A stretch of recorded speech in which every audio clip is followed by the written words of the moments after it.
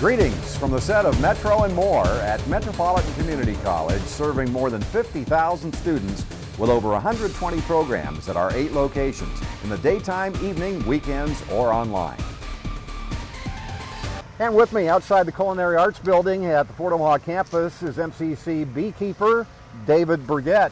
And it's good to have you. I'm really looking forward to this and learning what beekeeping is all about, beekeeping education as well. David, give us a little bit of background about yourself before we get started and take a look at the bees. Yeah, well, I'm the multimedia design specialist here for instructional design services, but I also have taken on the beekeeping role here at the campus out of necessity. They had bees and they didn't have anybody who knew what to do with them. So here I am now. Here you are wearing 2 hats. Yeah. And what do we call these? Just beekeeping outfits, I guess. Beekeeping outfits. Yeah. Give us a snapshot of what beekeeping education at the college is about relative to the curriculum and relative to, the curriculum as it relates to the culinary arts. Right. And I assume there are others who are interested in beekeeping who take the class. Yeah, well, it's part of the HLMS, the horticulture program. So small animal husbandry utilizes the bees along with the chickens, the ducks, quail, rabbits, whatever else they may be talking about. And also entomology works with the bees. Now these are the credit programs. But also Continued Ed has a really great program going that's specific to beekeeping and all the little aspects of that. So everything from harvesting the honey to just keeping the bees and doing it in an organic way to the business of beekeeping. I'm looking over my shoulder here and anticipating a sting or two. I hope not. That's why we have the gear on. So what classes are they? I mean, is it the same class for culinary arts as it is for people who take it? Well, culinary is not using it. They get to use the honey that HLMS provides. So the culinary students don't take the beekeeping class. They might, but they're going to do it through Continued Ed. Okay. And that might be introduction to beekeeping.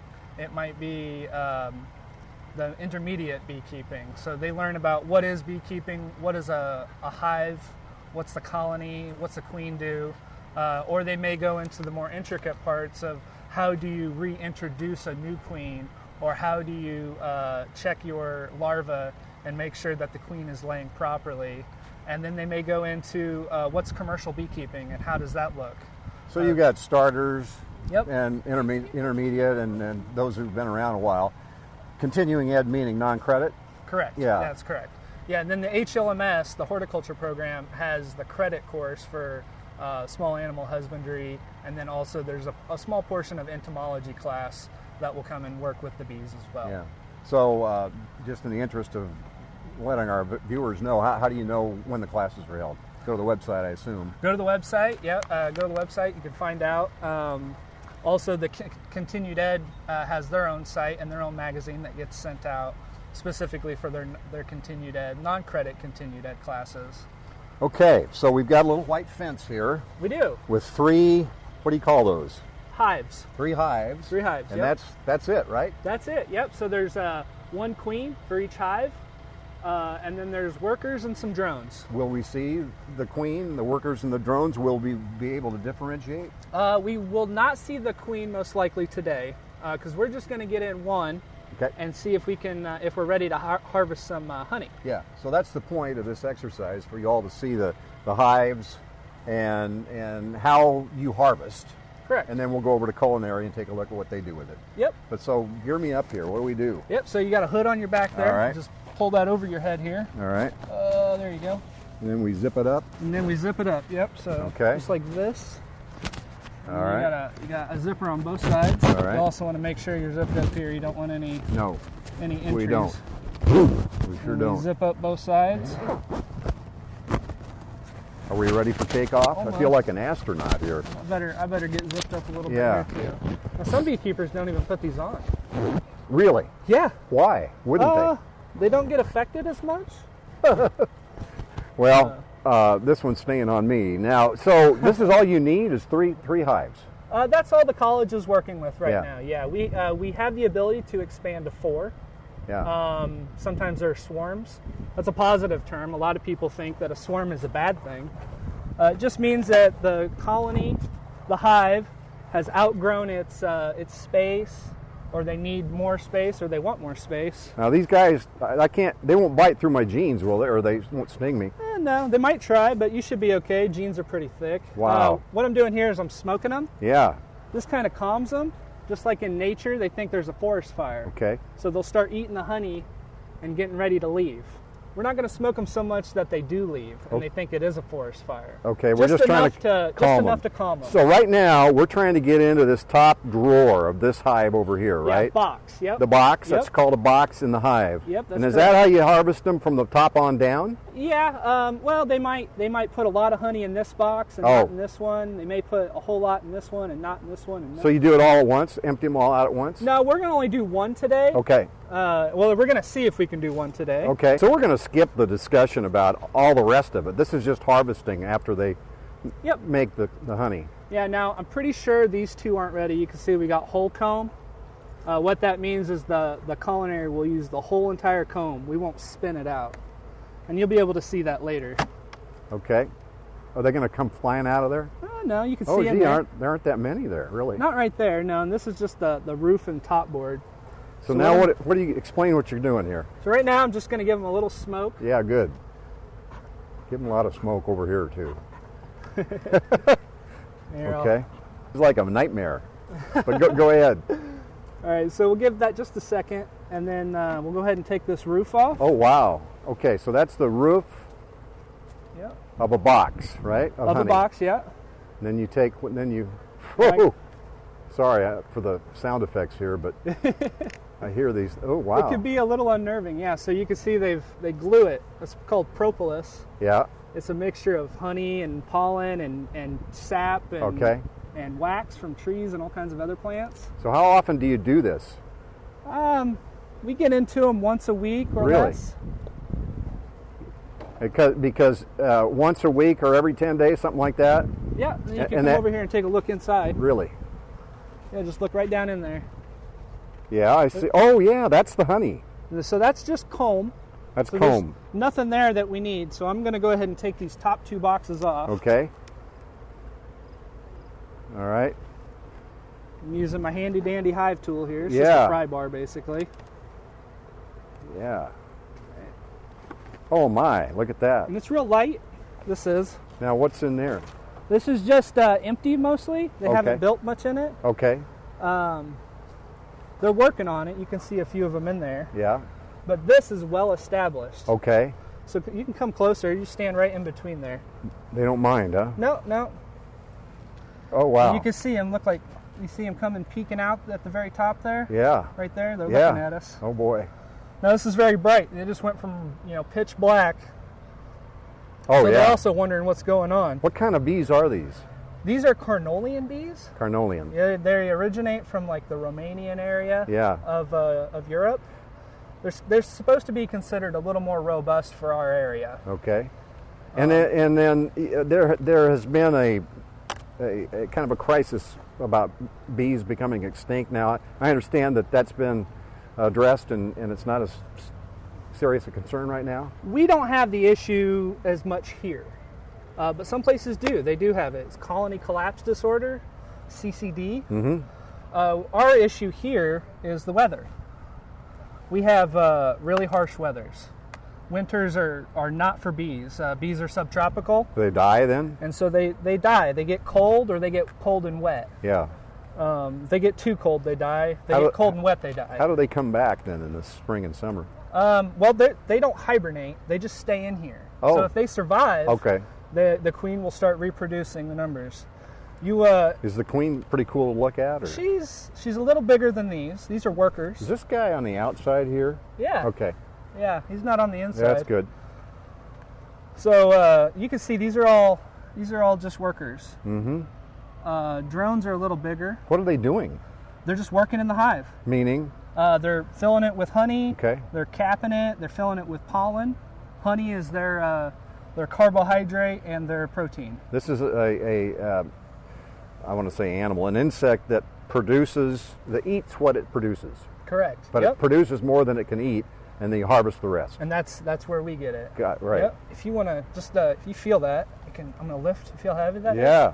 It's about 40 pounds. It's almost ready. Goodness. Now what are we going to do? I'm going to look at this one too.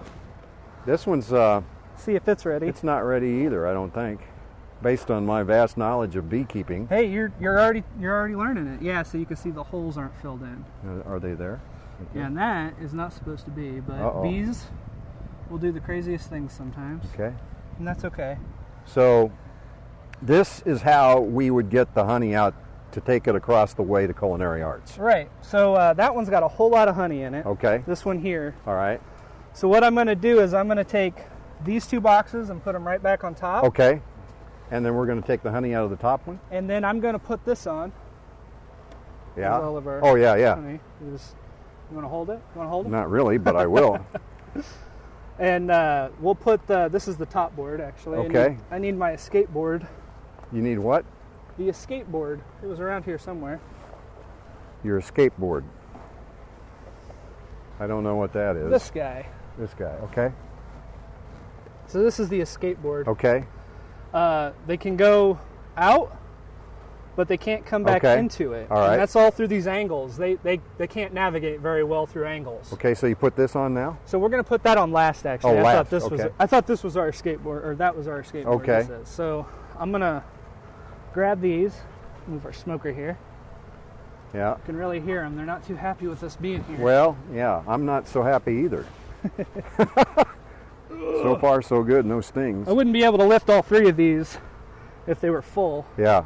They can weigh about 55 pounds each, Okay. but these 2 are empty. Okay, now what I'm going to do is, if you want, you can flip that over, bees down, bee side down,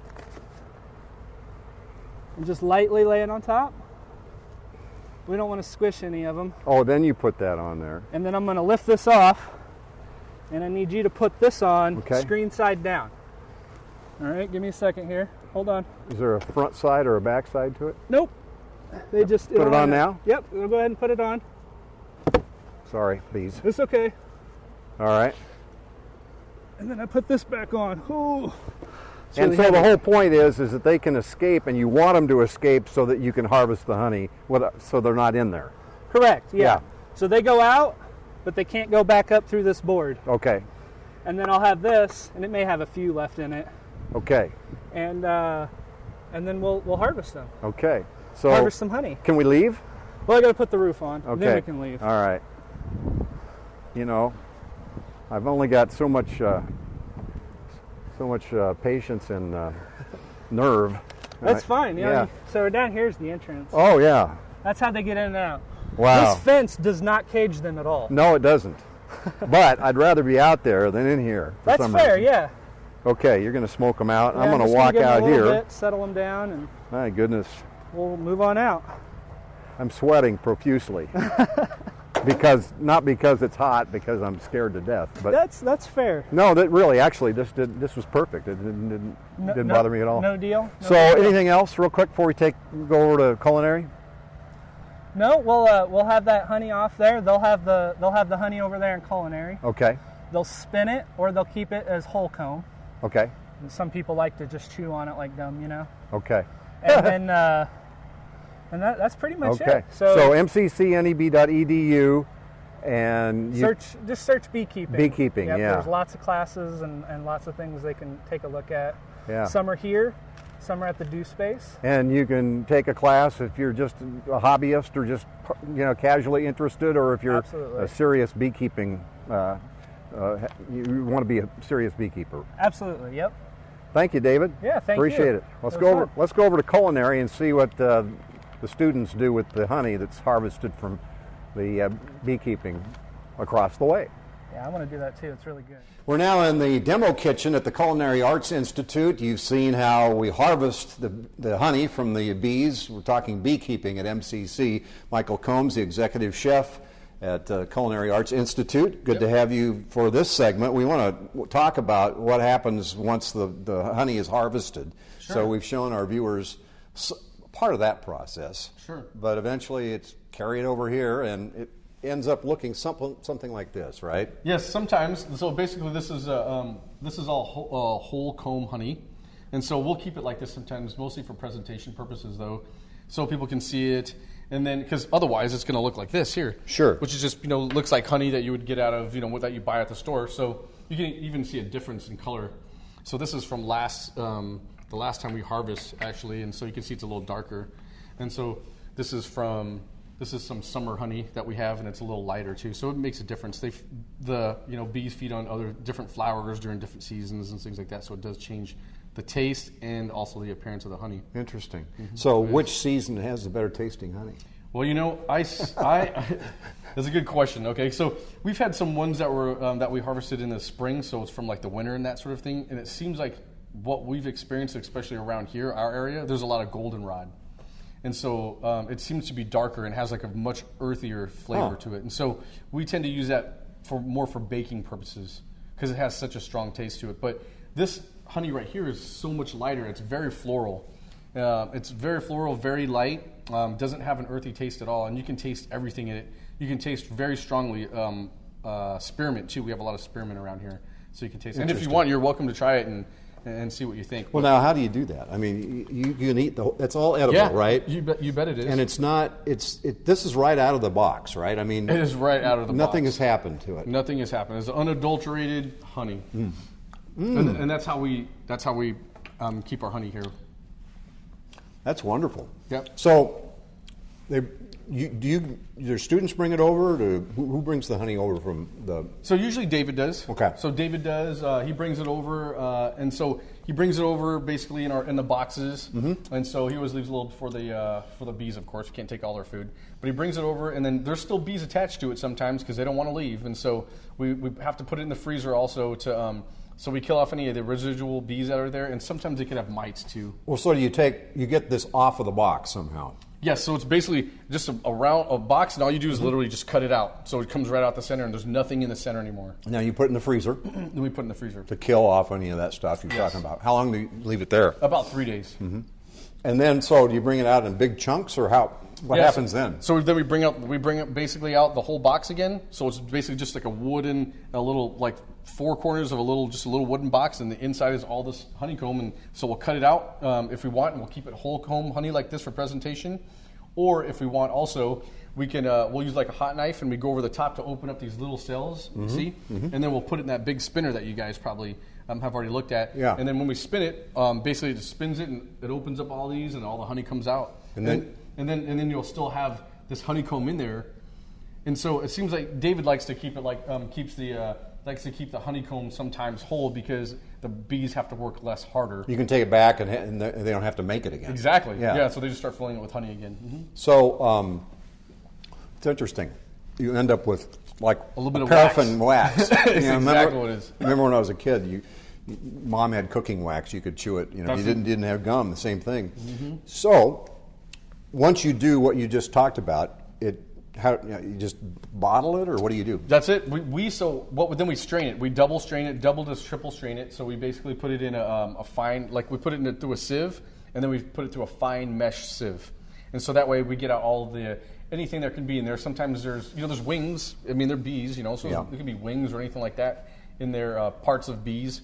And so that's pretty much it. And then we just put them in jars, or we keep them in containers, and we use them throughout the year. Are culinary students interested in the process of the beekeeping, or before it comes over here like this? Or oh yeah, I think mostly once they see it, then it sparks them. And then when they taste it, it's surprising that a lot of people have not tried real honey that has not been processed or heat treated like this, because you can tell the difference. You can taste everything, the flowers, all those things. But you don't get that normally at the store because they mix a lot of honeys with it too. They just kind of mix them all up, and it's been heat treated and all those things, and so you don't get that taste anymore. Big difference. Yeah, it's a big difference, and so I think once they see it, they're very surprised at how it tastes, how it looks, the process of it, and then they start to think about, well, what can I do to raise bees myself, and then that sort of thing. So then we get to the issue of cooking with honey. Yes. Is it a class, or is it just incorporated in the curriculum, or how do you? So we've had some non-credit bee or non-credit honey baking and cooking classes before. We've offered them before, but we don't offer like a credit class on cooking honey. That'd be a lot of information. I mean, you probably could if you knew enough about it. Right. But we do incorporate the processing of honey in our curriculum too, and then we also talk about how you can cook with honey and how you can use it for exchanges. So instead of using like a typical cane sugar, you can use honey instead, that sort of thing. And so it adds a little bit of moisture, a little more moisture to it because it's nice and it's sugar, so it'll attract moisture, that sort of thing. And it has a different type of sweetness to it as well. It's completely different taste. So for people watching at home who are going to cook dinner and it calls for a tablespoon of sugar, can you pretty much substitute it in any situation or not? I would say probably the same amount you would substitute for maybe a liquid like a K-roll sugar or corn syrup. Oh, okay. And even corn syrup is probably a little stronger than it actually, but it might take a little bit of R&D, research and development, to figure out how you want to exchange that for honey. But I would say it wouldn't hurt to like just do one for one. To try it. Yeah, to try it and see how you like that. Mm-hmm. Do you think that it produces a more favorable result, or in certain applications? So like if you're making baklava, for instance. Baklava, I mean, you just use tons of honey on baklava. That's why it's very expensive to make it right. And then you use pistachios, which are not cheap either. And so for that type of product, which is made specifically with honey, making it correctly with honey, I think it makes a big difference than instead of using just like a corn syrup, which is cheaper, which is what most people do. And so, but there are other things, like if you're going to bake it and add a lot of spices and things, sometimes I don't think you're going to get the properties you really want from honey. And so, because you're heating it up, and so you might be killing certain things. You might be, just basically cooking out of a lot of things, beneficial products from the honey that you wouldn't have anymore. Yeah.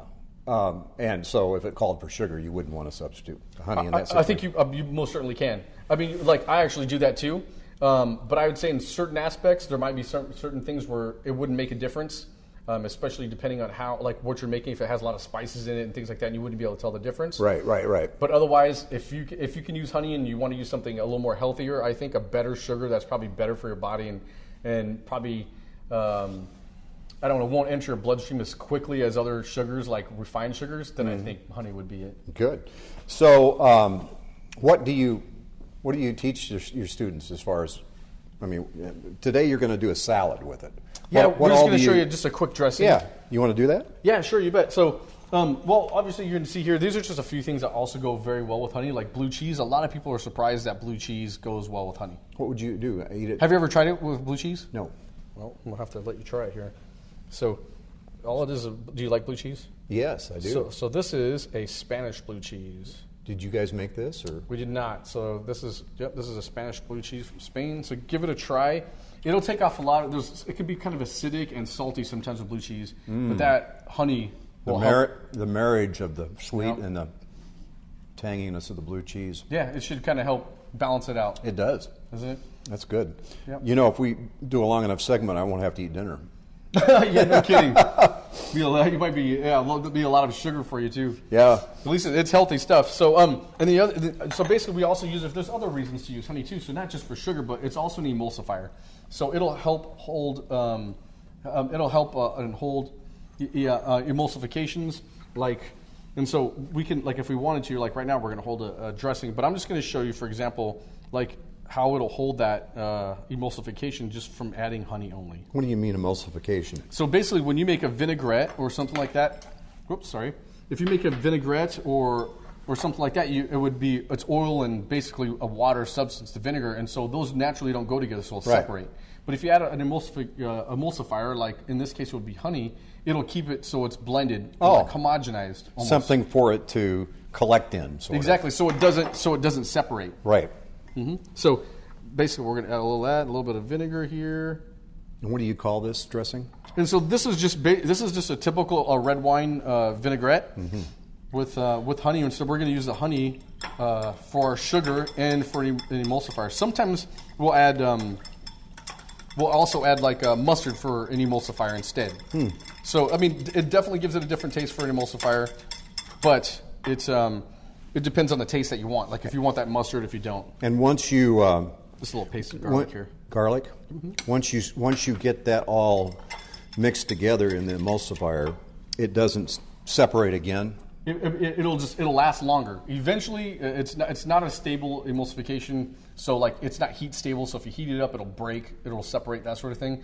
But if you do it correctly, just like we're doing it now, and add an emulsifier, see how I'm adding it kind of slower. I'm drizzling in this oil, and if I add this a little slower, as well as adding an emulsifier, it'll last longer than normal, than typical. So if you had some left, you just need to stir it up again, or exactly. Yeah. Yep. Smell that garlic. You can smell it. I only use a little bit. That was pasted garlic too. Yeah.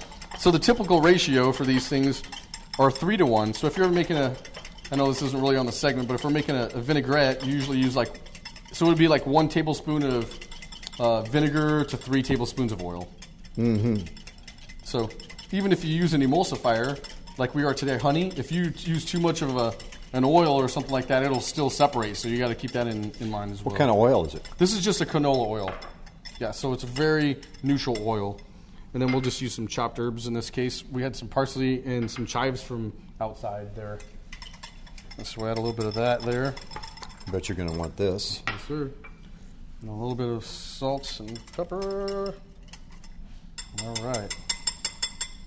And some. Wow.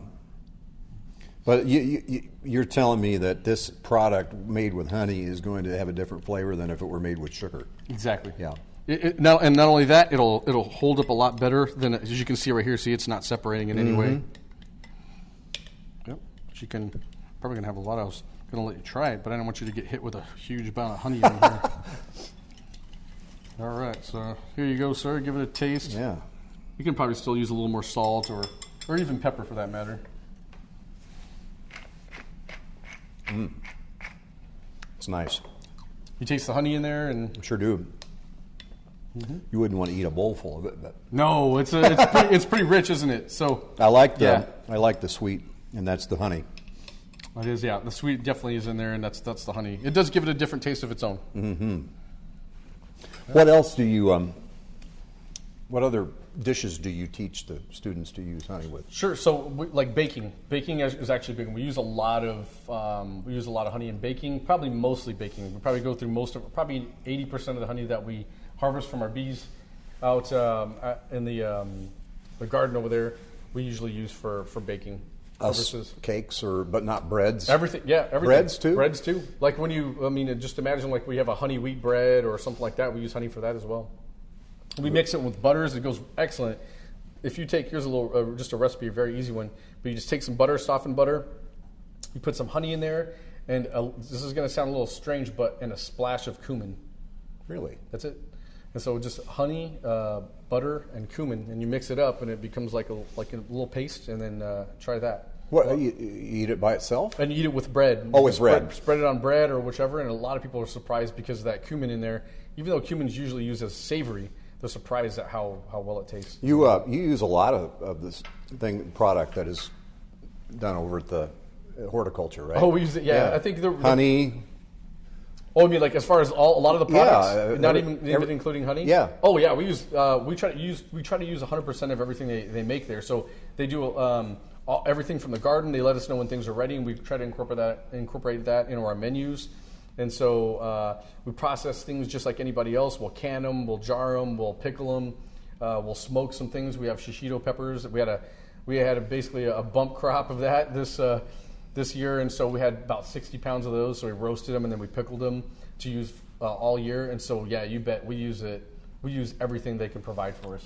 I assume they make more honey than across the way than you can use, or not? No, we go through. So actually, we sell some of this honey. Like we have a little farmers market during the summer, and it's usually on Fridays, and we sell out of our fresh or out of our honey every time. Very good. This is. So, do you have any for sale? I'll buy some. Take it home. No, we can give you some though. I think we sold out. That would be great. Michael, thank you very much. You're welcome, Ken. Thanks for having me. There's the whole picture of beekeeping and what's done with it here at the Culinary Arts. That's it for MCC. Michael Combs, thank you. And from Fort Omaha campus at Metropolitan Community College, I'm Kent Pavelka. This has been Metro and More. If you have comments or questions about the program, please email us at metrovision@mccneb.edu. Thanks for watching. This has been a MetroVision production produced by Metropolitan Community College.